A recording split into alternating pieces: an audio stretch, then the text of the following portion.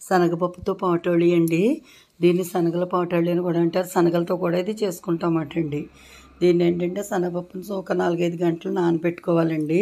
శుభ్రంగా 2 సార్లు కడిగేసుకుని నానబెట్టుకుని తర్వాత 5 గంటలు అయిన తర్వాత మళ్ళీ 4-5 సార్లు శుభ్రంగా కడిగేసుకునండి.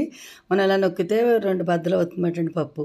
అలా అయ్యాక దాన్ని గ్రైండ్ చేసుకోవాలండి. మిక్సీలో వేసేసుకుని మిక్సీ పట్టేసుకుని పక్కన పెట్టుకునండి. మూకుట్లో నూనె వేసుకుని పోపు వేసుకోవాలండి. మినపప్పు, ఎండుమిరపకాయలు, ఆవాలు, జీలకర్ర, కరివేపాకు వేసుకున్న తర్వాత పచ్చిమిరపకాయలు కూడా వేసుకునండి. వేయించి అవి కాస్త వేగిన తర్వాత ఉల్లి తరిగి వేసుకోవాలండి. ఉల్లి తరిగి వేసిన తర్వాత అవి కొంచెం మెత్తపడుతున్నాయి అనిపించుకున్న తర్వాత మనం గ్రైండ్ చేసుకుని ముద్ద వేసేయాలండి.